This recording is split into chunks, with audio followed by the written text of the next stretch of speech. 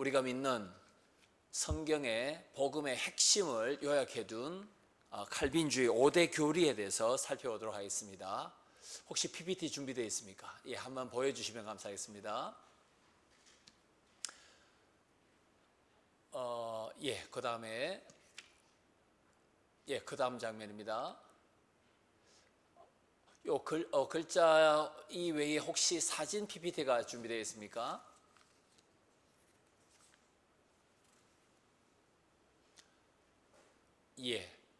여러분 앞에 보시면 칼빈주의 5대 교리가 있고 영어로 앞에 붉은 글자가 있지 않습니까? TULIP를 튤립이라고 부릅니다. 저것이 우리가 믿는 복음의 어떻게 보면 핵심 요약이라고 할 수 있는데 1번은 인간의 전적 타락과 무능력입니다. 하나님을 믿기 이전에 모든 인간은 예외 없이 전적으로 타락해 있고 하나님께로 나아갈 수 있는 능력이 없었습니다. 죄인은 타락한 존재요, 무능력한 존재라는 것을 우리가 믿습니다. 두 번째로 U는 아무런 이유 없이 하나님께서 영원전에 우리를 선택하셨습니다. 그래서 우리가 구원을 전적인 하나님의 은혜, 솔라그라치아라고 부릅니다. 영원전에 하나님께서 구원받을 백성을 선택하셨다. 아무 조건 없이 하나님의 기쁘신 뜻대로 선택하셨다는 것이죠. 세 번째로 L, 저것은 선택받은 사람만, 영원전에 구원하시기로 하나님이 선택 예정하신 사람만을 위해서 예수님께서 십자가에서 보혈을 흘리셔서 사죄의 은총을 주신 것입니다. 그 다음에 네 번째 I는 하나님께서 우리에게 구원의 은혜를 주실 때 우리는 거부할 수 없습니다. 하나님께서 우리를 예정하시고 예수 그리스도의 사죄의 은총 구원을 주실 때 우리는 받아들일 수밖에 없습니다. 효과적으로 하나님의 은혜는 성도 안에 작동하고 있습니다. 다섯 번째 P는 성도를 하나님께서는 끝까지 보호하시고 우리는 하나님의 도우심으로 끝까지 참습니다. 고난이 왔을 때 참 성도는 신앙을 포기하지 않고 인내합니다. 이것이 마지막 P가 되겠습니다. 혹시 그 다음에 PPT 준비되어 있습니까? 예. 여러분 저 장면 한번 보십시오. 화려한 건물 안에 사람들이 많이 모여 있죠. 저 사람들이 적어도 102명입니다. 그리고 총 9개국에서 모여 있는 목회자 그리고 신학자들이 회의를 하고 있는 장면입니다. 저 회의를 우리가 도르트 회의라고 부릅니다. 왜냐하면 도르트라는 네덜란드의 도시에서 열린 기독교 회의였기 때문입니다. 1618년에서 1619년까지 7개월 동안 154회에 걸쳐서 회의를 열었습니다. 여러분 놀랍지 않습니까? 9개국 102명 이상의 목회자와 신학자들이 7개월 동안 154회나 공식적으로 모여서 회의를 열었습니다. 어디에서 말입니까? 네덜란드의 도르트에서. 도르트는 작은 도시입니다. 그래서 저 회의를 도르트 회의라고 부릅니다. 저 회의에서 93개 조항을 결정합니다. 굉장히 많은 조항이죠. 1조, 2조, 3조, 93조까지 결정하기 위해서 154회나 열렸습니다. 회의가. 그럼 뭐 때문에 회의가 열렸냐면 1560년에 출생했던 네덜란드의 목회자 아르미니우스의 이단적인 사상을 반박하기 위해서 열렸습니다. 쉽게 말하면 신천지의 잘못된 이단 사상을 비판하기 위해서 교회가 회의를 열었다, 이렇게 생각하셔도 되겠습니다. 그 다음 장면 한번 보도록 하겠습니다. 저게 뭐냐면 7개월 동안 회의를 연 결과물입니다. 도르트 신앙 고백서입니다. 줄여서 도르트 신경이라고 부릅니다. 도르트에서 모여서 회의한 결과물입니다. 개혁주의 성경적인 교리를 요약해 두었는데요. 저 도르트 신경이 총 몇 조라고 했습니까? 93조. 저 93개 조항을 요약해 둔 것이 바로 튤립입니다. 튤립.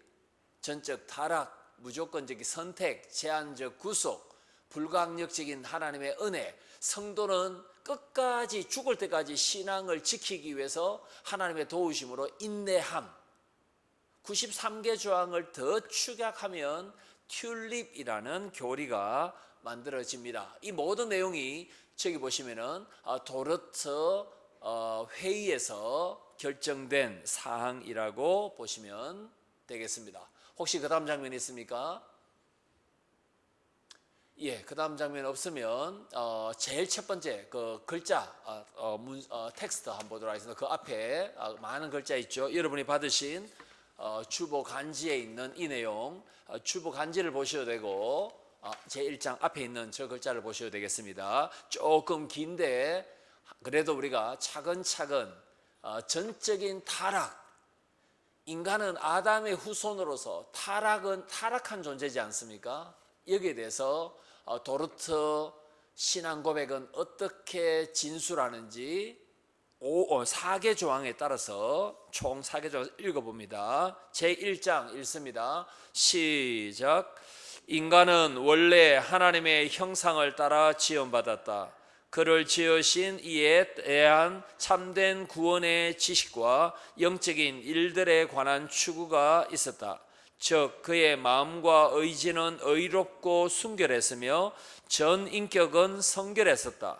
그러나 인간은 사탄의 유혹과 자유의지로 인하여 하나님을 거역하여 이 특별한 은사들을 빼앗겼으며 그로 인해 사악한 마음과 비참한 어두움과 헛됨과 잘못된 판단력을 가지고 악하고 불순종하며 마음과 의지는 완악해지고 감정이 불결해져 버린 것이었다. 제2장.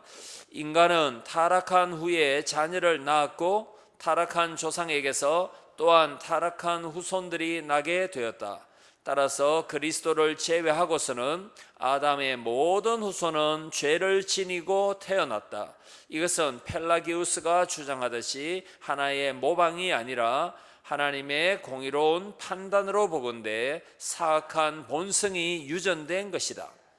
제3장. 따라서 모든 인간은 죄 속에서 잉태되어 본질상 진노의 자식으로서 선행을 할 수 없고 죄악에 빠져서 죄 가운데 죽을 수밖에 없는 노예가 되었다.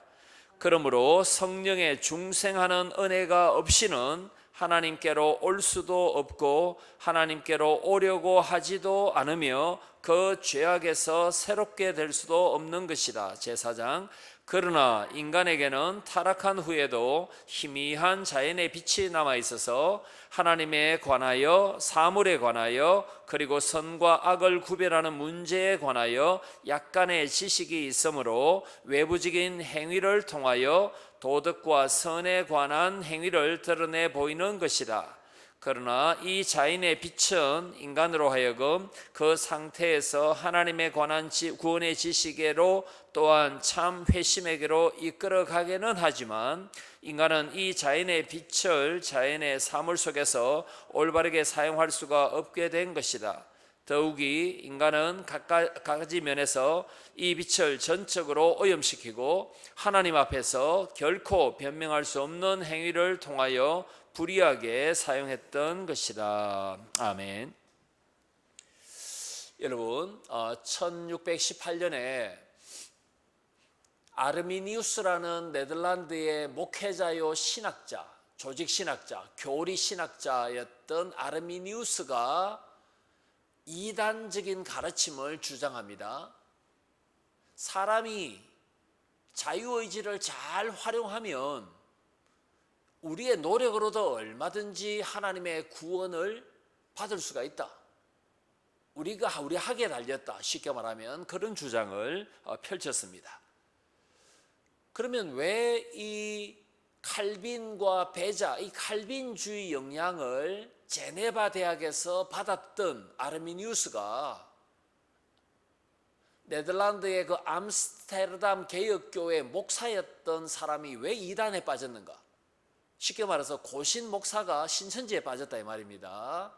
왜 그러냐면 암스테르담 개혁교회 목사였던 아르미니우스에게 한 가지 부탁이 주어졌습니다. 그 부탁은 뭐냐면은 코른 헤르트라는 비목회자, 쉽게 말해서 일반 성도죠. 그런 인문주의자입니다.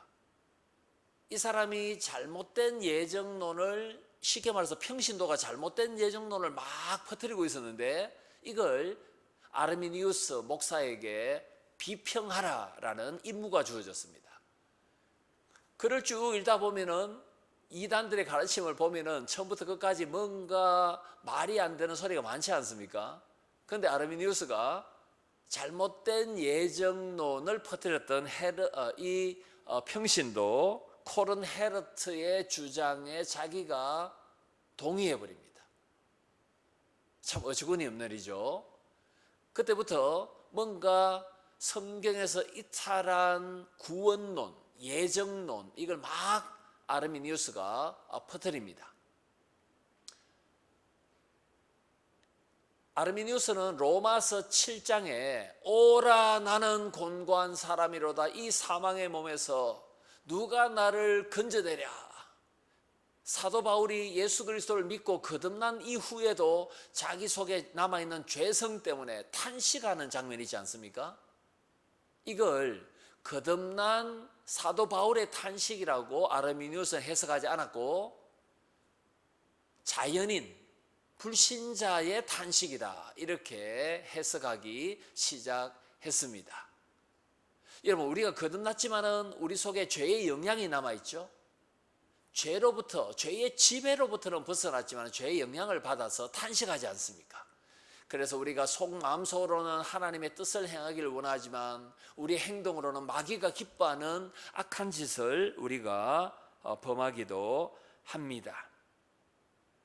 이때 이단에 빠져버렸던 아르미니우스를 어떤 사람이 추천해서 네덜란드의 오래된 국립대학인 레이든 대학교 신학과 교수가 됩니다. 이때 그 신학과의 교수 중에 호마루스라는 사람이 있었는데 아르미니우스 당신이 로마서 7장 해석을 엉뚱하게 해석하지 않는다면 정당하게 해석한다면 신학 교수가 될 수 있다 이렇게 조건을 걸었습니다. 이때 평소에 자기가 로마서 7장을 엉뚱하게 해석한 것을 싹 바꾸어서 일단은 교수가 되었습니다. 문제는 무엇입니까? 이때가 43세였습니다. 아르미니우스가. 좀 굉장히 특이한 경우입니다. 네덜란드의 레이든 대학교의 신학 박사 1호가 바로 아르미니우스입니다. 그러니까 자기가 교수가 되면서 1호 박사가 되어버렸습니다. 이 아르미니우스가 이제 교수가 되고 난 뒤에 이제 본색을 다시 드러냅니다. 그래서 학생들과도 논쟁을 벌이고 자기의 선임 교수였던 호마루스와도 논쟁을 벌입니다. 그래서 시찰이 도르트레흐트 개혁교회 시찰이 남부 홀랜드 노회에 아르미니우스 레이든 대학교 신학 교수를 고발합니다. 이 신학 교수의 사상이 이단적 사상이다. 이걸 조사해달라. 노회에서 막 이렇게 조사를 하고 있었습니다. 그럼 노회 조사하면 뭐 1년, 2년 만에 결론이 나지 않습니까? 이 결론 나기 전에 아르미니우스 이 이단 사상을 가진 교수가 갑자기 질병으로 사망합니다.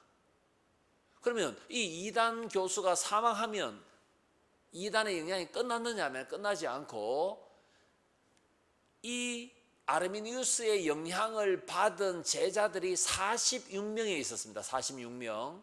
이 사람들이 항의를 합니다. 우리가 뭐 잘못했는가? 왜 우리를 자꾸 이단이라고 하는가? 우리도 나름대로 성경적 근거가 있다. 그래서 막 저항을 합니다. 그래서 이 46명을 항론파라고 부릅니다. 저항하는 이론을 내세웠다 이 말입니다. 교회에 대해서, 노예와 시찰에 대해서. 그래서 항론파 46명이 5가지 성명서를 발표합니다. 이것이 바로 아르미니안주의 5대 교리라고 부릅니다. 여러분 잘 들어보십시오. 이게 지금 우리가 지금 살펴보고 있는 튤립 교리의 반대편, 다른 내용입니다. 주의해서 들어보십시오. 첫 번째, 하나님은 예지된 사람의 믿음이나 불신앙을 조건으로 선택하신다. 하나님께서 어떤 사람이 장차 착하게 살 것을, 믿음을 가질 것을 미리 아시고 그 조건을 보시고 구원하시기로 선택하셨다. 하나님께서 어떤 사람이 장차 악하게 살고 믿음을 무시할 것을 미리 아시는 조건으로 지옥 가도록 내버리셨다. 이렇게 첫 번째 주장을 펼칩니다. 두 번째, 신자만 구원받는 것은 맞지만 예수님은 모든 사람을 위해서 죽으셨다. 예수님께서 십자가에서 보혈을 흘리신 것은 아버지 하나님께서 구원하라고 예정하신 사람만을 위해서 피를 흘리신 것이 아니라 마귀의 자식들을 위해서도 예수님이 보혈을 흘려주셨다. 이렇게 두 번째 주장합니다. 우리는 예수님께서 구원받을 백성을 위해서만 보혈을 흘려주시고 속죄를 주셨다, 이렇게 믿습니다. 세 번째, 아르미니우스주의자 항론파는 뭐라고 주장합니까? 인간이 일부만 타락했는데 하나님의 은혜를 받으려면 인간의 자유의지나 믿음 혹은 선한 행위가 필요하다. 우리가 하나님의 구원의 은혜를 받으려면 믿음도 필요하지만 선한 행위를 해야 한다. 우리 편에서 구원받기 위해서 보충해야 될 것이 있고 그걸 위해서 우리가 의지적으로 잘 선행을 행해야 된다. 이게 세 번째 주장입니다. 네 번째, 사람은 하나님께서 주시는 구원의 은혜를 거부할 수가 있다. 하나님께서 주시는 은혜를 우리가 무시할 수가 있다. 한두 번 무시하는 것이 아니라 영원토록 끝까지 하나님의 은혜를 무시할 수가 있다. 하나님의 은혜에 우리가 저항할 수가 있다. 이렇게 되어버리면 하나님보다 인간이 좀 더 힘이 센 것처럼 보이죠. 마지막 다섯 번째입니다. 중생한 사람이 인내할 수 있는지 확실하지 않기에 인간의 자유의지를 활용하지 못하여 타락한 자는 유기된다. 이 말은 뭐냐면 얼마든지 교회 다니다가 세례 받고 직분 받고 할렐루야 찬송하다가 얼마든지 중도에서 신앙을 포기할 수가 있고 끝까지 참지 못하는 경우가 있다. 생명책에 기록된 이름이 지워질 수 있다. 이게 마지막 다섯 번째 아르미니우스 주의자가 주장했던 이론입니다. 여기 대해서 이제 하나하나 반박한 내용이 바로 오늘 읽었던 1, 2, 3, 4장 이 내용입니다. 이 내용이 왜 만들어졌습니까?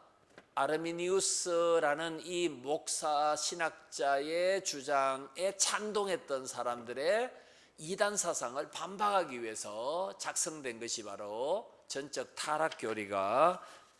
타락과 무능력 교리가 되겠습니다. 여러분, 아담이 제일 먼저 창조되었을 때에 아담에게는 선함이 있었고 의로움이 있었고 거룩이 있었고 완전한 상태였지 않습니까? 그런데 사탄의 유혹에 딱 넘어가고 난 뒤에는 하나님의 형상도 잃어버리고 파괴되고 왜곡되고 하나님이 두려워서 나무 밑에 숨기도 하고 자기의 책임을 회피하기 위해서 하나님께서 나에게 주신 이 여자 때문에 내가 타락했다 하고 맞습니까? 남에게 죄에 대한 책임을 이렇게 떠넘기려는 이런 일그러진 모습을 우리는 범죄한 아담과 하와에게서 발견할 수 있습니다. 타락한 인간은 그러면 완전하게 100% 죄만 짓고 이게 도덕적이다, 이건 비도덕적이다, 이런 구분할 수도 없습니까? 불신자들도 이것은 도덕이요, 이것은 도덕적인 것이 아니다, 자기 남대로 어느 정도 판단할 수 있지 않습니까? 불신자가 짐승처럼 다 그렇게 비이성적으로 무조건 부패와 타락한 가운데 사는 것은 아닙니다. 타락한 인간은 완전히 파괴된 하나님의 형상이 아니라 심각하게 손상된 하나님의 형상을 가지고 있습니다. 조금 선한 구석이 남아 있습니다. 불신자에게도 남아 있습니다. 그러나 심각하게 손상된 하나님의 형상, 의와 진리의 거룩과 같은 하나님의 형상을 타락 이후에 사람들은 가지고 있습니다. 그래서 죄를 안 지을 수 없는 상황에 빠져듭니다. 아담의 후손들은 다 그렇습니다. 죄를 짓지 않을 수 없는 상황 속에 모든 인류는 다 빠져들어가 있습니다.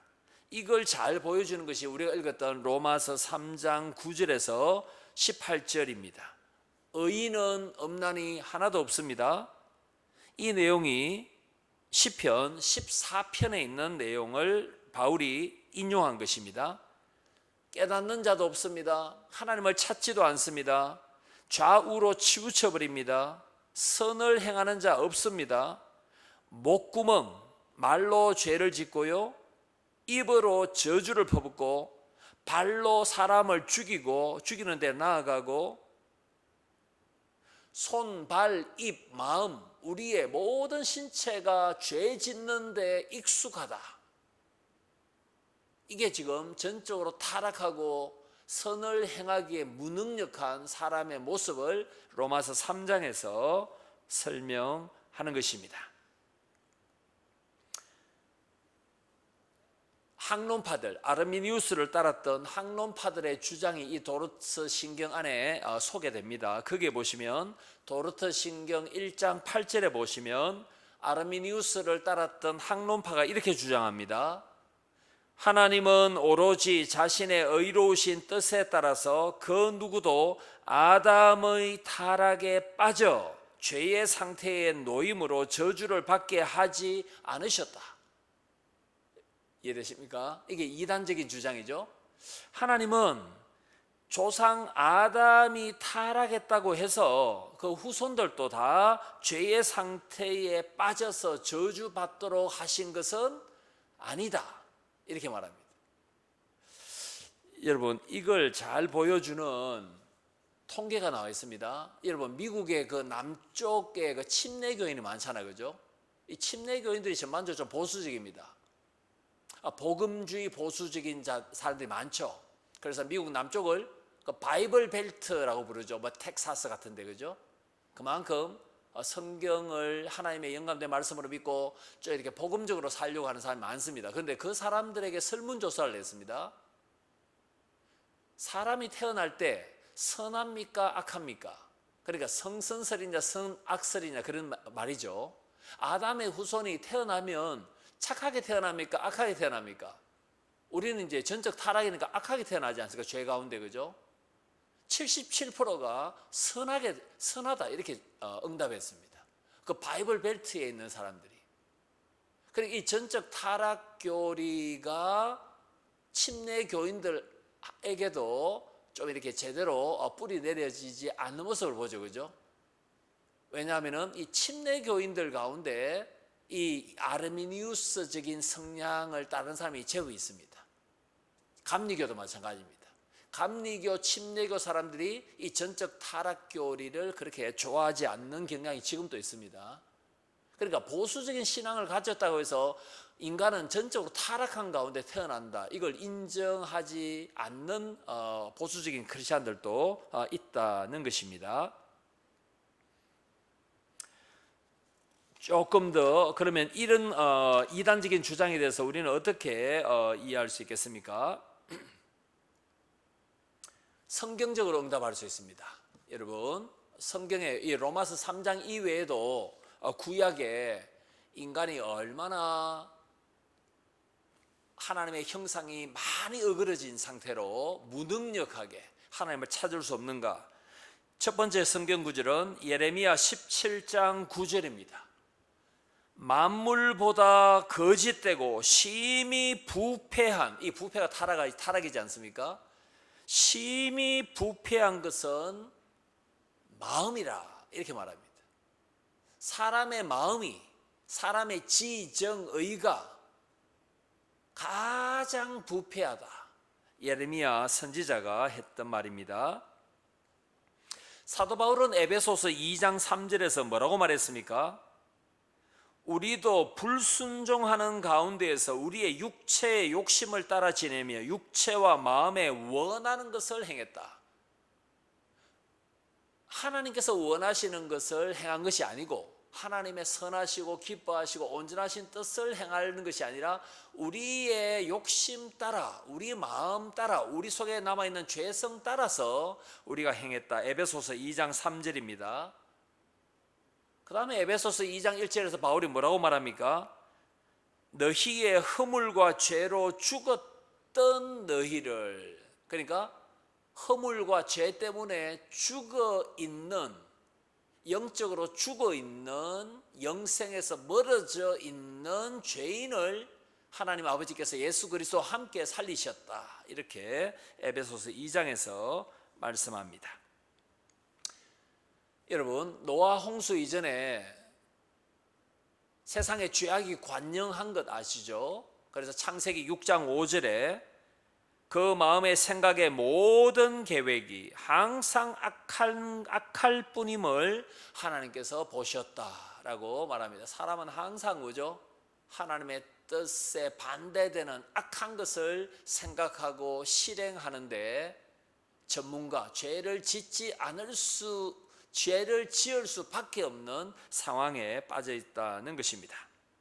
창세기 8장 21절 사람의 마음에 계획하는 바가 어려서부터 악함이라 라고 말씀합니다. 여러분, 신약 성경에 이 타락, 부패, 무능력 이런 단어가 정확하게 한 4번 정도 등장합니다. 4번 정도.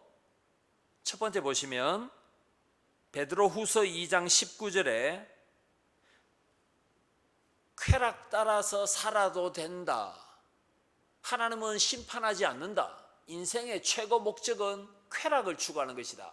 이렇게 거짓 선생들이 터키에 있는 교회를 막 미혹했습니다. 베드로후서가 터키에 있는 교회가 쓴 편지죠.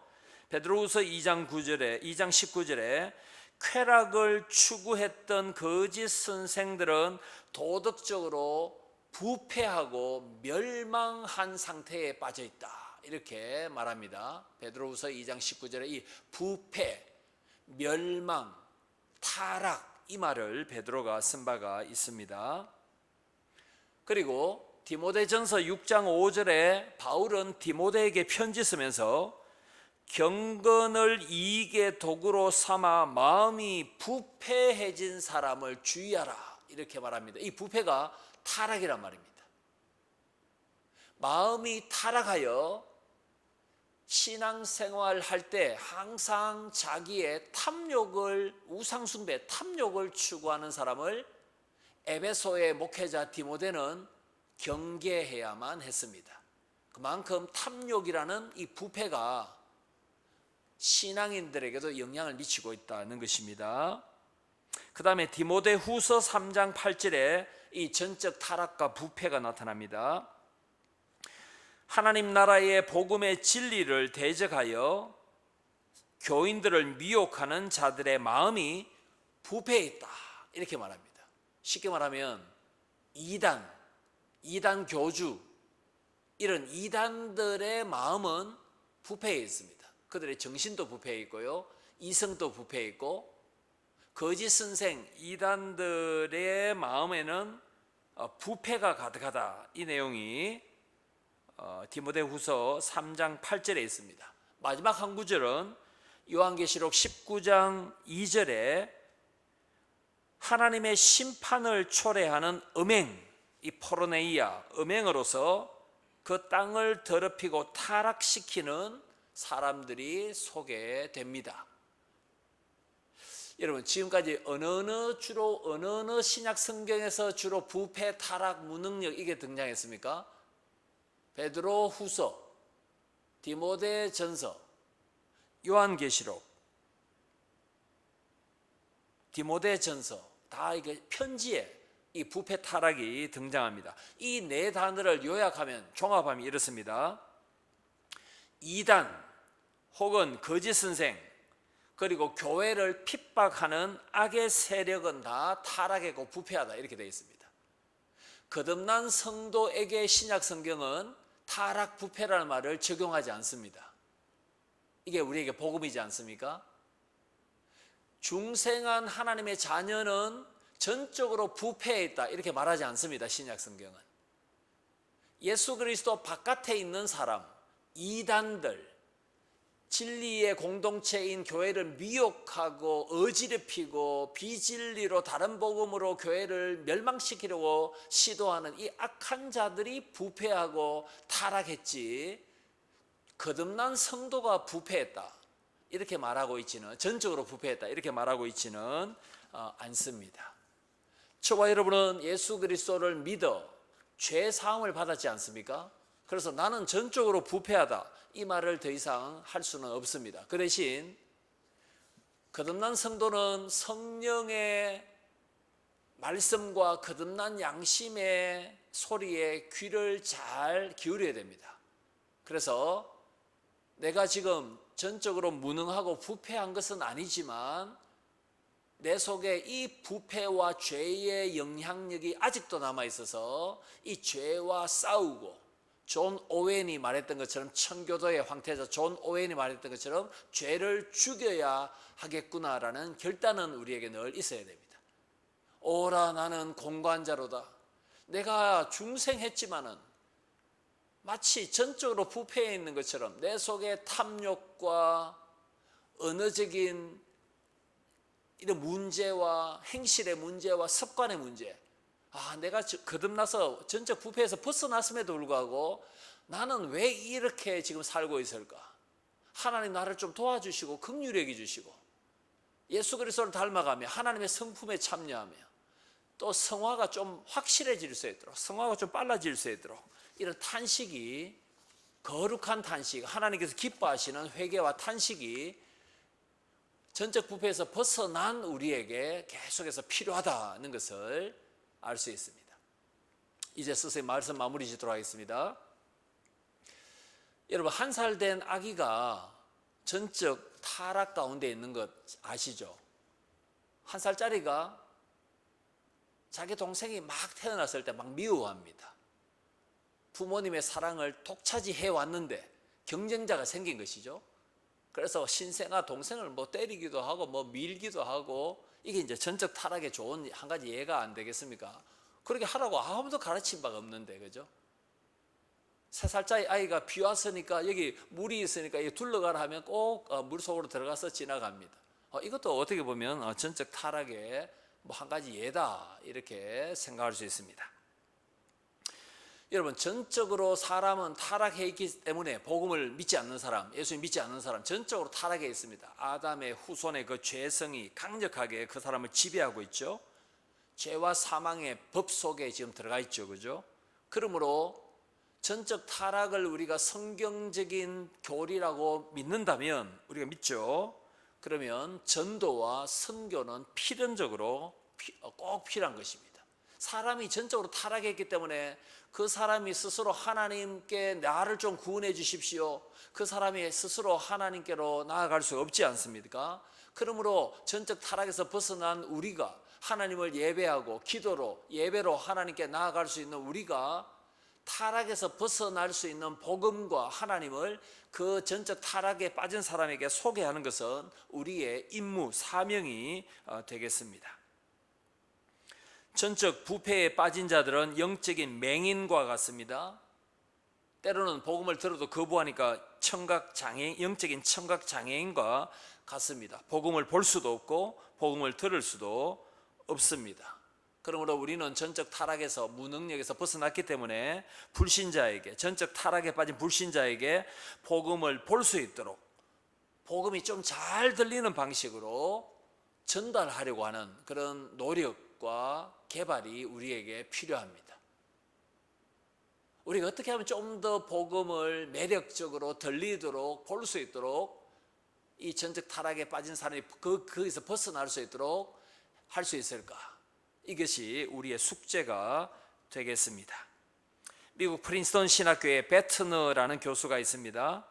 이렇게 말합니다. 인간의 전적 타락과 무능력은 날개를 다친 새가 날고 싶은 의지를 가지고 있어도 날지 못하는 것과 같다.